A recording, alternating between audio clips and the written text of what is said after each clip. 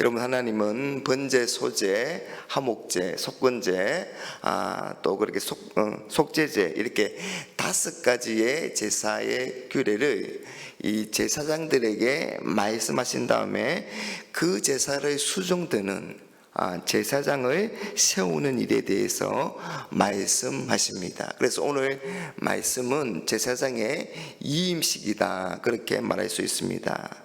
그런데 여러분, 구약의 제사장은 오늘 우리 성도들을 말합니다.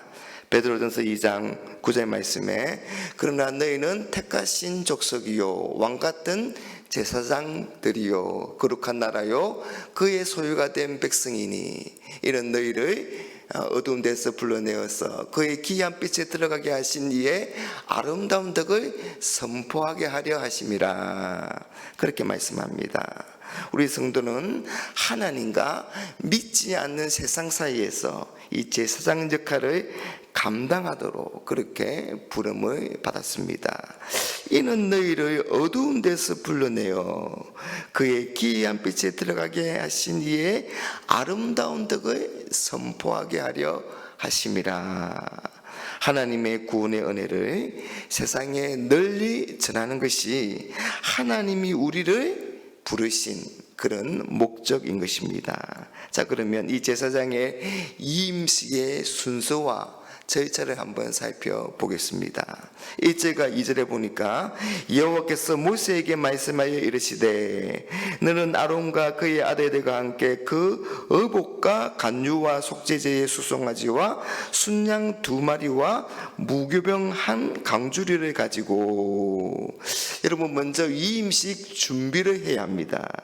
이임을 받을 제사장이 있어야 하고, 그리고 제사장이 입을 의복과 또 거룩한 기름인 간유, 그리고 이 속죄제의 수송아지, 그리고 순양 2마리가 필요한데 1마리는 번제로, 또 1마리는 화목제로 드립니다.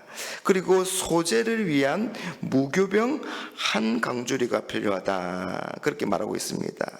그리고 이런 준비가 다 마쳐지게 되면 온 회중을 회막문에 모아서 이 제사장의 위임식이 하나님의 명령이다, 그렇게 말하는 것입니다. 그 다음은 제사장으로 세움을 받는 사람들을 물로 씻어서 정결하게 합니다. 이건 제사장의, 거룩한 제사장의 직무를 수행하기 위해서는 그 제사장이 먼저 자신이 죄로부터 깨끗함을 입어야 하기 때문입니다. 여러분, 하나님께 제사를 드리는 일은 너무나 거룩한 일입니다. 그래서 이런 거룩한 일을 감당하기 전에는 먼저 자신이 하나님 앞에서 정결함을 입어야 하는 것입니다. 자신이 죄악 가운데 있으면서 하나님의 거룩한 제사를 수행할 수는 없는 것이기 때문입니다. 그런 것처럼 우리 성도도 깨끗함을 입어야 합니다. 첫째는 예수님의 보혈로 깨끗함을 입어야 합니다. 이것은 우리가 예수님을 믿어 구원을 받는 것입니다. 그러면 여러분, 구원받고 난 후는 씻지 않아도 될까요? 아닙니다. 한 번 구원받았다고 끝이 나는 게 아닙니다. 그러면 구원파 이단이 되는 것입니다. 그래서 디모데전서 4장 5절 말씀해 보니까 하나님의 말씀과 기도로 거룩해져야 한다, 그렇게 말하고 있습니다. 여러분, 우리는 다시 예수님의 보혈로 구속받을 필요는 없지만 우리가 날마다 죄를 짓기 때문에 매일매일 하나님의 말씀으로 자기를 살피고 그 죄를 고백함으로 깨끗하게 되어야 하는 것입니다. 그래야 세상의 빛과 소금이 되어서 이 왕같은 제사장의 그런 사명을 감당할 수가 있는 것입니다. 그 다음은 제사장의 옷을 입힙니다. 여러분, 7절부터 한번 보십시오.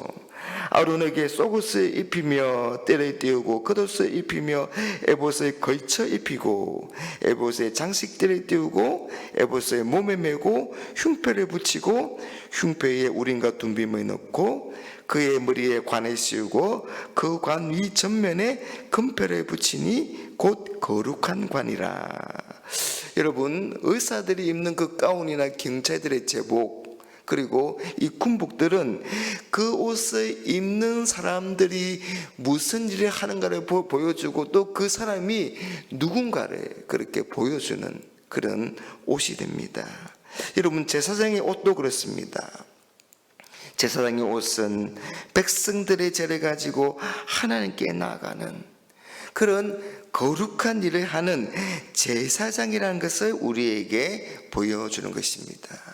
그런 것처럼 우리 성도도 여러분 그리스도로 옷 입은 사람들이라고 할 수가 있습니다.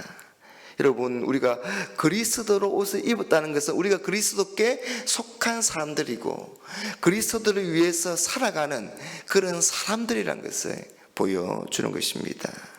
여러분, 우리가 그리스도로 옷 입음으로 하나님 앞에서 어렵다고 인정받고 하나님께 주신 그 직분과 사명을 감당할 수 있는 것입니다.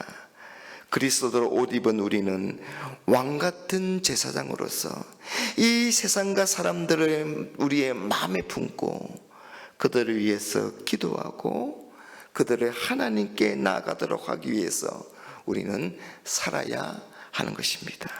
마지막으로 기름을 붓습니다. 12절에 또 간유를 아론의 머리에 붓고 그에게 발라 거룩하게 하고, 여러분, 이 간유는 이 올리브 기름에다가 몇 가지 향유를 섞어서 만든 것인데요, 이 제사장을 위해서 특별히 만든 것입니다. 여러분, 기름을 머리 위에 이렇게 붓는다는 것은 위로부터 능력이 입혀진다는 것을 우리에게 말하고 있습니다. 누가복음 24장 49절에 말씀해 보니까 볼지어다 내가 내 아버지께서 약속하신 것을 너희에게 보내리니 너희는 위로부터 능력으로 입혀질 때까지 이 성에 머물라 하시니라. 여러분, 이 위로부터의 능력이 여러분 성령의 약속이 아닙니까? 여러분, 그래서 이 간유는 성령의 기름 부으심을 말하는 것입니다. 여러분, 우리 예수님도 성령의 기름 부으심을 받아 주신 사명을 잘 감당하셨습니다. 사도행전 10장 38절 말씀해 보니까 하나님이 나사렛 예수에게 성령과 능력을 기름 붓듯 하셨으며 그가 두루 다니시며 선한 일을 행하시고 마귀에게 눌린 모든 사람을 고치셨으니 이는 하나님이 함께 하셨습니다. 여러분, 우리가 왕같은 제사장으로서 이 사명을 감당하기 위해서는 성령의 기름 부으심을 받아야 합니다. 왜냐하면 성령의 능력 없이는, 성령의 역사 없이는 우리는 그 어떤 일도 해낼 수 없기 때문입니다. 여러분, 우리는 날마다 성령의 기름 부으심을 받아야 합니다.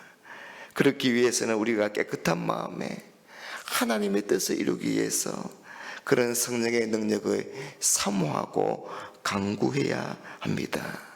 좀 예전의 책이지만 당신에게 필요한 그런 기름 부음이라는 그런 책이 있습니다. 이 책은 목회자들 뿐만 아니라 모든 성도들에게 성령의 기름 부으심이 필요하다, 그렇게 말하고 있습니다. 사랑하는 여러분, 우리는 왕같은 제사장들입니다. 하나님이 우리를 그렇게 부르신 것입니다. 그렇다면 이 왕같은 제사장에 걸맞는 그런 삶을 살아야 되지 않겠습니까? 그러기 위해서는 오늘 이 제사장의 이 임식의 순서와 절차에서 보았듯이 먼저는 잘 씻어서 깨끗하게 해야 하고, 그리고 그리스도로 옷 입고, 그리고 성령의 기름 부으심을 받음으로 이 아름다운 직분과 사명을 더 잘 감당하는 그런 우리 모두가 되시기를 주님의 이름으로 축복합니다.